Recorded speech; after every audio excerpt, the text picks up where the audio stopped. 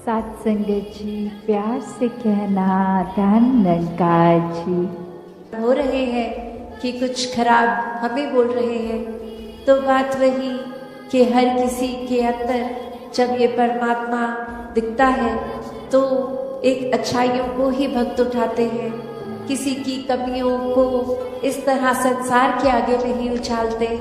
एक दिल में अगर वाकई ही एक कंसर्न है उस इंसान के लिए, तो उस इंसान को डायरेक्टली जाके उसके पीठ पीछे एक बैक बाइटिंग नहीं, उसको सामने जाकर बोला जाता है कि ये जो आपने बात कही वो ठीक नहीं थी, इसमें अगर आप सुधार कर लें तो वाकई ही आपका सुधार हो जाएगा, अगर आप अपने थोड़ा बिहेवियरल चेंज लेके आएंगे। और फिर संत यही समझाते हैं कि बिहेवियरल चेंजेस तो टेम्पररी फिर भी हो सकते हैं, कुछ देर की लर्निंग के लिए हो सकते हैं, फिर कभी और ये बिहेवियर वापस हो सकता है अग्रेसिव एंग्री। तो फिर कैसे हर समय के लिए एक मन को शांत रखना है, शीतल रखना है, मन में सहजता रखनी है, मन में सुकून का भाव रखना है, और एक तन मन धन हर रूप से, ये सामाजिक रूप से एक संदेश जो हमारे अंदर ये मिशन की आइडियोलॉजी वही एक हर एक तक पहुंचाई जाए।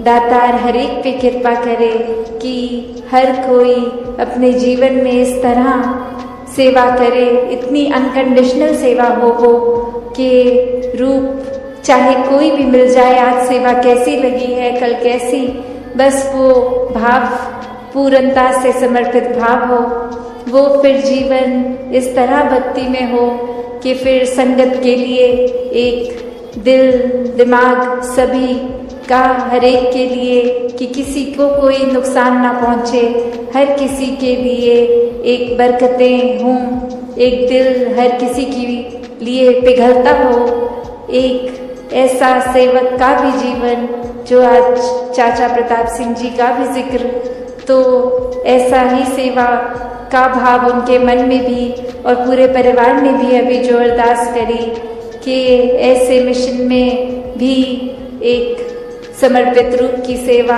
अर्पण करते हुए आज भी परिवारों में भक्ति का माहौल एक जो बरकरार है, आगे भी ऐसे बढ़ते चले जाएं, तो दातार हर किसी पे कृपा करे। तो भक्तों ने हमेशा वो अच्छाई की ओर ही रुख करना सिखाया है कि परिस्थिति अगर इस परमात्मा ने दी है तो अच्छी ही होगी। एक अगर उस परिस्थिति को अच्छा नहीं समझ रहे हम, तो वो हमारी कमी है। इस परमात्मा ने तो पूर्ण किया है इस परिस्थिति को भी। जब इस परमात्मा ने हमको जो कुछ दिया वो परमात्मा का जो दान है, तो ये परमात्मा जहाँ पूरा है तो परमात्मा की दी हुई हर परिस्थिति भी पूर्ण है।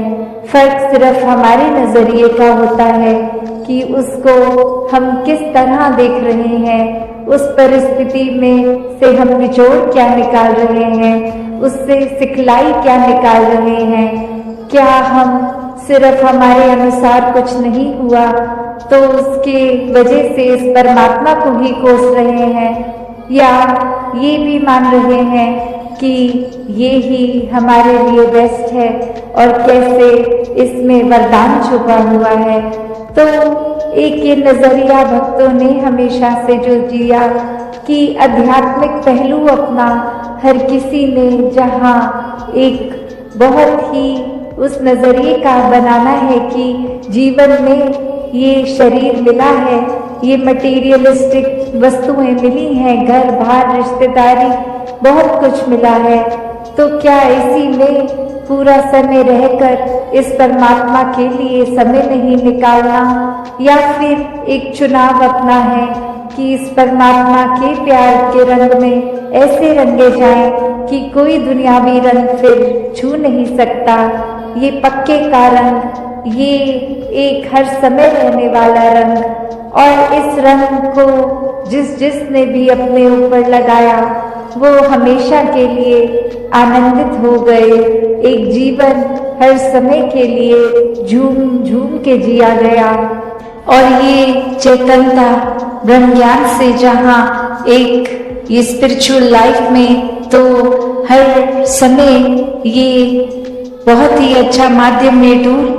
पर एक और बात भी देखी जाए कि अगर हम कोई दुनियावी कोई मटेरियलिस्टिक अपनी रिस्पॉन्सिबिलिटी कोई काम काज भी कर रहे हैं, कुछ भी कर रहे हैं, तो उसमें भी चेतनता होनी बहुत जरूरी होती है। चाहे वो अक्सर छोटा सा एग्जाम्पल ड्राइविंग का भी कि सड़क पे होते हैं तो अक्सर वही पंक्ति बार बार नजरों के आगे आती है कि सावधानी हटी दुर्घटना घटी। तो ये हर समय चेतनता की बात है कि कहाँ पे हैं हम इस समय, वो एक एक पल का हमें होश वो खबर उस पल में ही रहें, वरना तो सोच एक सेकंड लगता है इधर उधर भागने में, ध्यान भटकने में। तो कैसे जहाँ उपस्थित है शरीर वहाँ मन को भी उपस्थित रखना है और ये चेतनता हर समय की जीवन में हो। तो फिर बात वहीं आती है जहाँ से हर बात की ही शुरुआत है, ये परमात्मा, ये निराकार, ये जो बेरंगा है, इसके एहसास में हर समय रहना एक पॉसिबल है। एक हर एक पल इसी के एहसास में जीना संभव है। और ये कोई बहुत कल्पना की कोई किताबी बातें नहीं है। हर कार्य करते हुए इसके ही एहसास में अगर रहा जाए तो ये परमात्मा हमारे जीवन में और गहराई से उतरता है। कैसे फिर जहाँ बात अभी जिक्र भी अहंकार का हुआ कि कैसे फिर मन हमारा अक्सर इतना ज्यादा, किसी ने थोड़ी तारीफ क्या कर दी, वो ही बात में इतना अपने आप को श्रेष्ठ मानते हुए एक ऐसी विचारधारा के अंतर्गत रोज जीना उठना खाना बैठना शुरू कि अब हमसे श्रेष्ठ तो कोई नहीं। हर एक जीवन में हमने सोसाइटी में कुछ मान सम्मान पा भी लिया तो वो मान सम्मान एक किसी तरह की अपनी ही अहंकार का कारण बने नहीं। जहाँ जिस रूप में भी हम जीवन में प्लेस्ड हैं वो हमारे लिए अहंकार का कारण नहीं, विनम्रता का कारण होना चाहिए। अपने दायरे में बहुत नाम कमा लिया है, एक हमारा कुछ औहदा कुछ रिस्पेक्ट बन गई है, एक तरह के हम सेलिब्रिटी बन गए हैं, कुछ दो चार लोग हमें जान गए हैं, तो ये एक इम्पोर्टेंट होने का अहंकार या कोई और तरह का अहंकार ये मन में घर कर लेता है। तो ये सारी चीजें सिर्फ इस्तेमाल के लिए और साथ में एक प्रभाव समाज पे भी इस तरह रहे भक्तों का शुरू से ही कि अपना भी कल्याण है और उनका भी कल्याण है।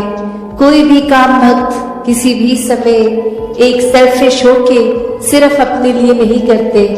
भक्तों को तो यही मन में होता है कि हर एक के दिल में ठंडक पहुंचे, हर एक के दिल पे एक आराम हो, हर किसी के लिए एक भाव शुद्ध, हर एक कोई परमात्मा का ही रूप तो बहुत ही पूजनीय। किसी को भी भक्तों ने कभी चोट नहीं पहुंचाई, किया हो ना किया हो, उस टाइम हम अपने दिमाग को, इस चेतनता को, ये राशनाओं को भी नहीं एक सामने रखते। बस हमने सोच लिया तो हकीकत ही बन गई वो हमारी। तो अक्सर संसार में इंसान अपने बहुत सारे ऐसे सत्य बना लेता है, तो कैसे वो सच्चाई हमने सोच ली, वो कल्पना कर ली, तो वो एक हमारा ही नजरिया, वो माय वे और द हाईवे वाली बात कि जो मेरे सोच है वही सही है, औरों की राय मैटर नहीं करती, औरों का तरीका मैटर नहीं करता। तो ऐसी सोच अगर है तो हमारी ग्रोथ कहाँ है उसमें। एक जीवन को फिर हमने इतना ही अपने आप अपनी ईगो से भर लिया, अपनी सोच से, अपने माइंडसेट को ही एक सही मानकर। तो कैसे इस जीवन में जब जिएंगे तो वो माया रूप यहाँ पे हावी होगा, क्योंकि when we are so full of ourselves तो हम लर्निंग कहाँ से करेंगे, जबकि इस निराकार, इस दातार ने तो हर जगह इस कण कण से शिक्षा लेने का एक रूप दिया है। इस परमात्मा से जुड़कर जीवन में खुद भी एक अपने रोशनी ही करा जा सकता है, फिर वो मन का ठहराव अपने आप आ जाता है। तो भाव वही कि संत जो होते हैं उनको फिर एक दुनियावी माहौल कैसा भी हो, एक आरामदायक हो ना हो, फिर भी एक संत तो उस दुनियावी माहौल में रहते हुए भी उस दुनियावी माहौल से ऊपर ही रहते हैं। एक आनंद की अवस्था में हर स्थिति में खुद को एडजस्ट करते हुए कि एक जहाँ स्थिति जो है उसको अगर वो सही भी करनी है तो उसमें प्रयत्न करना है, एक अपने दुनियावी रूप में अचीवमेंट सपने बनाकर उस तरफ चलना है। पर अगर परमात्मा को मंजूर नहीं और वो एक कार्य उस तरह से ना हो जैसा सोचा रखा है तो भी एक परमात्मा को कोसते नहीं है भक्त, एक परमात्मा को शुक्राने भाव से यही मन के भाव रखते हैं कि इसी में ही भलाई होगी, इसलिए ये कार्य हम जैसे चाहते थे वैसे नहीं हो पाया।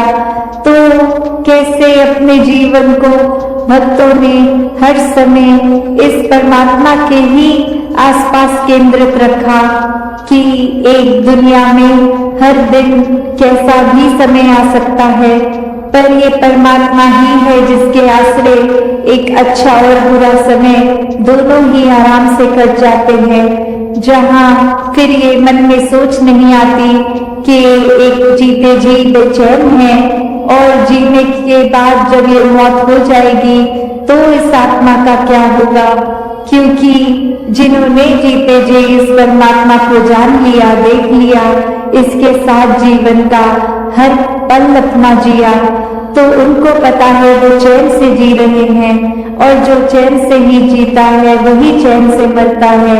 और कैसे ये आत्मा को जीते जी जहाँ चैन मिल गया, अपनी असली घर का पता चल गया।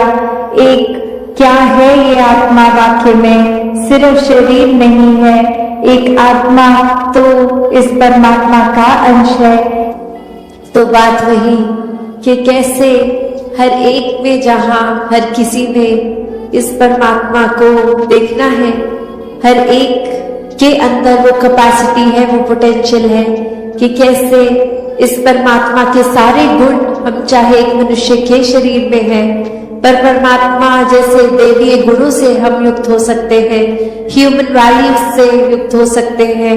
ये मन में कंपैशन, काइंडनेस, दया, क्षमाशील होना, एक मन में प्यार का भाव, प्रेम का भाव, ये लव, ये सरेंडर, ये ब्रॉड माइंडेड होना, हर एक को एक्सेप्ट करना, हर किसी के लिए वही भाव हो कि ये इंसान से बहुत कुछ हमें सीखने को मिल सकता कि किस तरह हर कोई ये सत्कार का पात्र है, क्योंकि इतनी बड़ी रात ये निरंकार परमात्मा जिसके भी हिस्से में है और बाकी भी जो अभी अपरिचित हैं उस ब्रह्म ज्ञान से, तो हर एक में जब वो देखेंगे तो मन सिर्फ वो प्यार करेगा, सत्कार करेगा।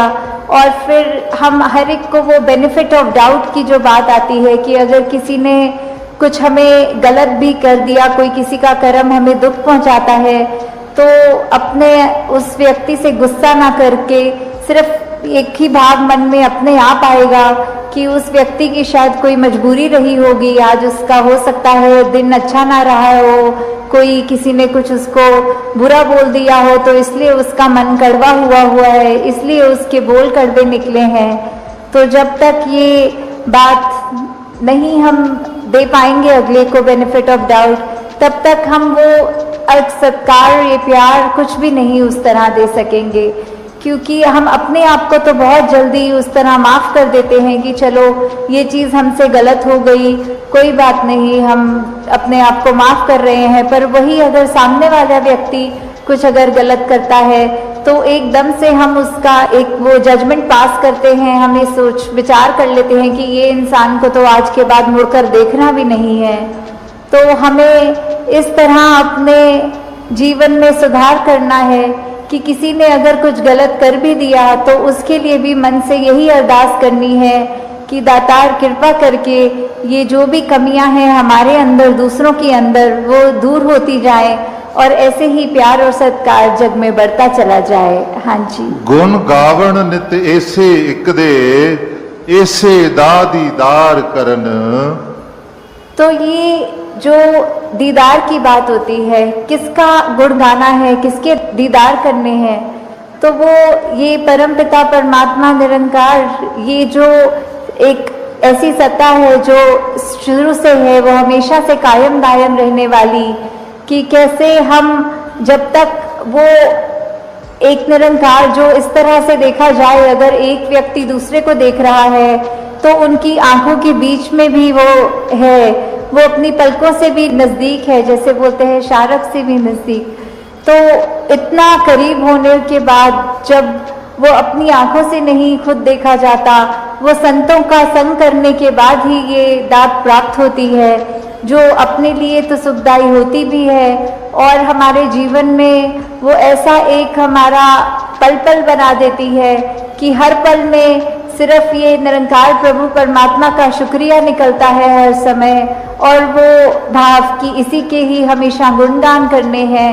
फिर बाकी चीज़ें लगता है कि है सबकी इम्पोर्टेंस अपनी है, पर निरंकार से ज़्यादा इम्पोर्टेंट कुछ नहीं, इस परमात्मा से ज़्यादा ज़रूरी कुछ नहीं। हाँ जी। इसे एक दे नाल जोड़ के बेड़ा जग दा पार करन। तो ये बेड़ा जग का, इससे क्या मतलब हो रहा है? इससे सिर्फ यही बात कि हम जब जीवन काल की यात्रा अपनी जी रहे हैं तो उसमें हमें क्या एक ऐसा जो बोलते हैं कि एक परमानेंट चीज़ क्या है, कि जो सबसे मजबूत चीज़ जिसने वो स्थिर है, उसने कभी हमारे उतार चढ़ाव के साथ उतरना चढ़ना नहीं है। जैसे एक तूफान आता है तो हमें बोला जाता है कि कोई ऐसी चीज़ को पकड़ लो, जैसे पेड़ या कुछ जो अपना ज़मीन के अंदर इतनी मजबूती से जिसकी नींव गड़ी हो, ताकि वो हवा फिर हमें उड़ा नहीं सकती। हमने एक ऐसी स्थिर चीज़ को पकड़ लिया है जिसके कारण हम भी, वो हवाएं हमको उड़ा के नहीं ले जा सकती। तो ऐसे ही जीवन में हम अपने जीवन को तब तक अपना अच्छे से जीवन जी सकेंगे जब तक हम ये निरंकार के साथ अपने मन से ना जुड़ें, तब तक वो एक जीवन भी हमारे उतार चढ़ावों के साथ फिर उथल पुथल मचाता है मन में। तो निरंकार का ही आसरा लेना है, निरंकार में ही अपनी श्रद्धा रखकर ये वो बात करनी है कि हमें ये अब जो स्थिर चीज़ मिल गई है, जो कभी एक सब किसी भी सिचुएशन में अपनी जगह से नहीं हिलती, तो हम फिर वो एक मजबूती का और सहारा लेते चलते जाते हैं और हमारा मन भी और सहारा पक्का करके एक विश्वास और बढ़ाकर फिर हमारे जीवन में ऐसे भी कोई कर्म नहीं हो पाते जो अपने लिए भी नुकसानदायक हों और औरों के लिए भी नुकसानदायक हों। हाँ जी। श्वास श्वास सिक नु सिमरण दूजा कदे त्यावण ना। तो फिर जब एक ये लगन लग जाती है निरंकार के साथ, ये अपने इसको हम हर पल अपने जहन में, अपने ऐसे कर्मों में, अपने भावों में पल पल वो हमें पता भी नहीं लगता कि जिस तरह सांस लेना होता है उसके लिए कोई खास समय अलग से नहीं निकलता, कुछ भी करते हुए हम वो श्वास लेते हैं, वैसे ही ये निरंकार का एहसास हमारे मुख से उस तरह कभी तो शब्द रूप में भी सिमरन निकलता है और कभी अगर कोई अन्य काम में व्यस्त हो तो भी वो एक लिव जुड़ी जिसको बोलते हैं निरंकार के साथ। तो जब वो हो वहाँ पे हम रहें पूरे समय, तो दिन में कुछ भी करते चले जाएं पर लगातार एक चीज़ एक कांस्टेंट रहती है, वो है कि ये निरंकार का एहसास। तो जब तक हम वो सिमरन रूप में अपना नाता निरंकार से और गहरा करते जाएं, जितना अधिक से अधिक हो सके मन में भी करें और बोल से भी सिमरन करें, ताकि वही बात कि ये निरंकार ही है जो सही मायने में सब कुछ है और बिना उसके कुछ भी नहीं, और वो खुद भी सब कुछ होते हुए ना उस तरह दिखता है पर फिर भी इतने गुण बिल्कुल निर्गुण होते हुए भी। तो हमें भी ये सब ज़्यादा से ज़्यादा ऐसे कोशिश करनी है कि हम बिल्कुल वही गुणों को अपने जीवन में उतार पाएं, उसी तरह अपने जीवन को चला पाएं जिस तरह युगों युगों ने संतों ने चाहा है कि एक कर्म हमारे ऐसे बनते जाएं, एक ऐसा हमारे दिल से दिल का रिश्ता इस निरंकार प्रभु परमात्मा से जुड़े। हाँ जी। कहे अवतार और पूरे गुरसिख एक नु कदी भुलावन ना। तो फिर ये जो एका है ये निरंकार की तरफ इशारा करते हुए कि जो भी पूर्ण गुरसिख होंगे, जिनको ये ब्रह्म ज्ञान की दात प्राप्त हो गई और उसके बाद वो अपने अहंकार को तज के ये उस तरह एक सिर्फ इस एक ही के साथ ही जुड़ा हो, चाहे वो किसी भी भाव से हम लेते हों, जो अपनी श्रद्धा से जो भी बुलाना चाहे, तो उसके साथ जब तक जुड़े हैं इसका एहसास करते हुए तो ही सब कुछ है। नहीं तो वो एहसास जिस पल खो दिया, समझो वो जीवन काल वहीं थम गया, या फिर वो भी नहीं पता लगता कि कब वो पतन की ओर एक हमारे सोच विचार बन जाते हैं। तो हमें किस तरह ये अपने अंदर और मेहनत करनी है कि बस ये एक जो है। सात संगत जी प्यार से कहना धन निरंकार जी। सात संगत जी आशा करता हूँ निरंकार प्रभु की कृपा से आप सभी अच्छे होंगे, स्वस्थ होंगे। सात संगत जी आप जी के चरण में बहुत ही सुंदर विचार जिसका विषय है जीते जी ब्रह्मलीन हो जाना ही मुक्ति है। आशा है सात संगत जी प्रवान करें और ध्यान से सुने। सात संगत जी मनुष्य जीवन हमें यूं नहीं मिला, यह एक बहुत बड़ी ईश्वर की देन है, परंतु यह जीवन सिर्फ सांसें लेने और भौतिक सुखों के पीछे भागने के लिए नहीं है। निरंकारी विचारधारा में कहा गया है सात संगत जी की सच्ची मुक्ति मरने के बाद नहीं, जीते जी ही प्राप्त हो सकती है, जब मन बुद्धि और आत्मा इस ब्रह्मज्ञान में लीन हो जाए। जब व्यक्ति का मैं खत्म होकर तू ही तू रह जाए। सात संगत जी मुक्ति का सामान्य अर्थ लोग मृत्यु के बाद स्वर्ग प्राप्ति समझते हैं, लेकिन संत जन कहते हैं जो बंधन तोड़े वही मुक्त, जो बंधन में रहे वही बांधा। असली बंधन शरीर का नहीं मन का है, अहंकार मोह लालच द्वेष। जो जीते जी ब्रह्मलीन होने का मतलब इन बंधनों से मुक्त होकर ब्रह्मा में स्थिर हो जाना। निरंकारी मार्ग हमें यही सिखाता है कि यह परमात्मा हर जगह है, हर श्वास में है, हर क्षण में है। सात संगत जी हर कण में है। सात संगत जी जीते जी ब्रह्मलीन होने की प्रतिक्रिया। नंबर 1 ब्रह्म ज्ञान ही प्राप्ति।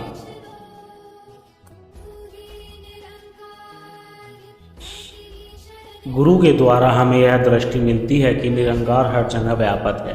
नंबर 2 अहंकार का विसर्जन। जब मैं मिटता है तो तू प्रकट होता है। नंबर 3 निरंतर स्मरण। सुमरन केवल माला फेरना नहीं बल्कि हर कार्य में ईश्वर की उपस्थिति का अनुभव करना है। नंबर 4 सेवा और सत्संग। सेवा से मन निर्मल होता है, सत्संग से ज्ञान स्थिर होता है। नंबर 5 स्वीकार्यता। परिस्थितियों को जैसा है वैसा ही स्वीकार कर लेना, ईश्वर की राजा में राजी रहना। सात संगत जी जीते जी ब्रह्मलीन संतों के लक्षण। चेहरे पर शांति, शब्दों में मधुरता, सुख दुख, लाभ हानि, मान अपमान सबको सम्मान दृष्टि से देखना, हर इंसान में भगवान का स्वरूप देखना, किसी में भेदभाव न करना, सेवा करने में आनंद आना, न कि थकान या अपेक्षा। सात संगत जी एक बार एक संत ने किसी से पूछा आपके पास इतनी शांति कैसे है? संत ने मुस्कुराकर कहा क्योंकि मैं जानता हूँ कि मैं कुछ नहीं हूँ, सब कुछ वही है। यह वह स्थिति होती है सात संगत जी जब व्यक्ति का मन परमात्मा में इतना लीन हो जाए कि संसार के उतार चढ़ाव से हिला न सकते। सात संगत जी मानसिक जीवन में 5 लाभ। मानसिक शांति, रिश्तों में प्रेम, परिस्थितियों में स्थिरता, मृत्यु का भय समाप्त।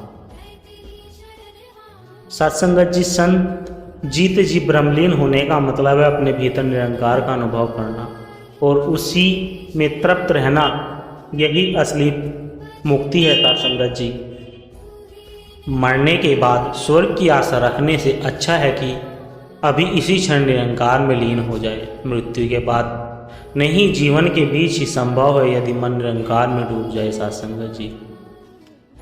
संगत जी जीते जी ब्रह्म लीन हो जाना ही मुक्ति है। विषय पर इंटरव्यू का प्रारूप। सत्संगत जी, सत्संगत जी प्रश्न है, जीत जी ब्रह्मलीन होने का वास्तविक अर्थ क्या है? जिसका उत्तर है, इसका मतलब है कि हम अपनी चेतना को इतना शुद्ध कर ले कि वह हर पल परमात्मा में लीन रहे। हमारा मन, बुद्धि, कर्म सब निरंकार के प्रति समर्पित हो। प्रश्न नंबर 2, लोग मानते हैं कि मुक्ति मृत्यु के बाद मिलती है, आप इससे जीते जी क्यों मानते हो? सत्संग जी उत्तर है, क्योंकि मुक्ति मन की स्थिति है, स्थान की नहीं। जब मन बंधनों से मुक्त हो जाए तभी हम मुक्ति का अनुभव कर सकते हैं। सत्संग जी प्रश्न, जीते जी ब्रह्मलीन होने के लिए सबसे जरूरी कदम क्या है?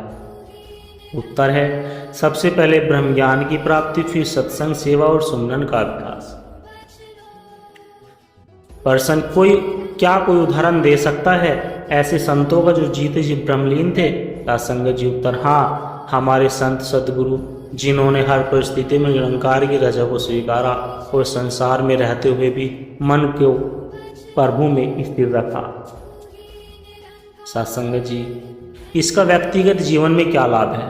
शांति, प्रेम, एकांत और हर क्षण आनंद की अनुभूति। सत्संग जी अंतिम संदेश सत्संग जी, मृत्यु का इंतजार मत कीजिए, अभी इसी क्षण अपने मन को निरंकार में लीन कर दीजिए, यही सच्ची मुक्ति है।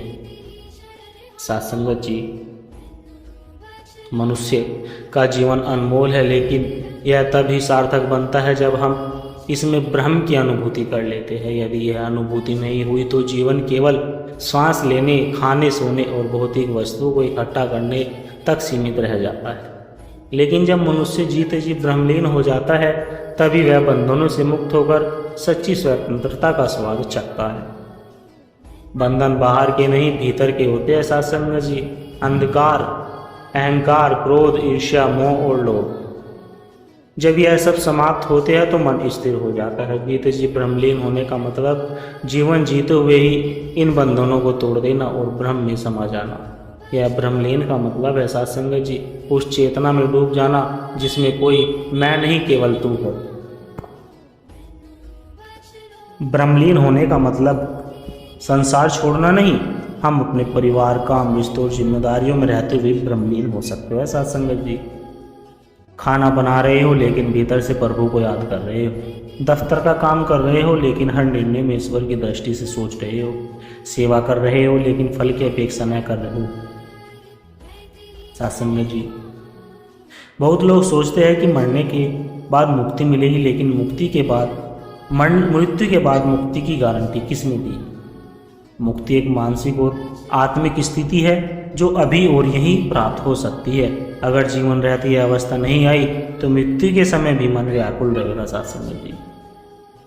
सत्संग जी, ब्रह्मलीन होने के साधक जैसे सत्संग, जहाँ ब्रह्म की महिमा और सत्य का अनुभव मिलता है। सुमिरन केवल शब्दों में नहीं, भाव और ध्यान के साथ। सेवा जो हमें निस्वार्थ बनाती है और अहंकार को गलाती है। स्वीकारता, हर परिस्थिति को ईश्वर की मर्जी मानकर स्वीकार करना। सद्गुरु की शरण, जो हमारी दृष्टि बदल देते हैं और भीतर ब्रह्म का अनुभव करा देते हैं। सत्संग जी, ब्रह्मलीन व्यक्ति के लक्षण, हर व्यक्ति में परमात्मा का अंश देखता है, परिस्थितियों में विचलित न होता है, सेवा करने में आनंद लेता है, न की बोझ समझता है, दूसरों की अच्छाई में ध्यान देना, बुराई में नहीं, अहंकार रहित व्यवहार और मधुरवाणी। सत्संग, एक सेवादार से किसी ने पूछा, आपको इतने काम करने में कभी थकान नहीं होती? उसने मुस्कुराकर कहा, जब काम में नहीं करता बल्कि निरंकार कराता है तो थकान कैसे है? मैं तो केवल माध्यम हूँ। यही जीते जी ब्रह्मलीन होने की अवस्था है, जहाँ कर्म आप करते हैं लेकिन अहंकार कहता है यह मेरा नहीं, प्रभु का काम है। सत्संग जी, जीते जी ब्रह्मलीन होने का मतलब जीवन रहते ही मुक्ति की अवस्था में प्रवेश करना। जब मन में अहंकार, भय और द्वेष का स्थान प्रेम, शांति और समर्पण ले लेता है तब हम मुक्त हो जाते हैं। यह मुक्ति कोई दूर की चीज़ नहीं, यह अभी इसी क्षण संभव है यदि हम अपने मन को निरंकार में स्थित कर दें। सत्संग जी, जीवन हमें केवल रोटी, कपड़ा, मकान कमाने के लिए नहीं मिला। जीवन मनुष्य का जीवन का उद्देश्य है आत्मज्ञान प्राप्त करना, सच्चे सुख को पाना। हम देखते हैं लोग करोड़ों रुपए कमाते हैं लेकिन मन अशांत रहता है। कारण यह है कि बाहरी सुख स्थायी नहीं लेकिन आंतरिक शांति स्थायी है।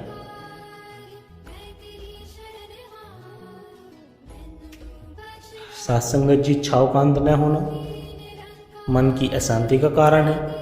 तुलना और प्रतिस्पर्धा ये भी मन की अशांति का कारण है। अहंकार भी, क्रोध, ईर्ष्या, द्वेष, ये सब भीतर के तूफान है जो हमें चैन से जीने नहीं देते। शांति हमें बाहर नहीं भीतर मिलेगी। सात्संगत जी, संत जन कहते हैं कि जिसने अपने मन को जीत लिया उसने संसार को जीत लिया। मन की शांति तब आती है जब हम अपनी चेतना को ब्रह्मा में जोड़ देते हैं, निरंकार में स्थित कर देते हैं। जब हमें ब्रह्म ज्ञान होता है तब हम हर जगह हर व्यक्ति में ईश्वर को देख पाते हैं। सत्संगत जी, मन को शांत करने के साधन सत्संग का असर हमारी सोच को बदल देता है। सुमरन, निरंतर ईश्वर का स्मरण करना। सेवा, निस्वार्थ भाव से दूसरों की मदद करना। संतोष, जो मिला है उसमें खुश रहना। क्षमा भाव, दूसरों की गलतियों को माफ करना।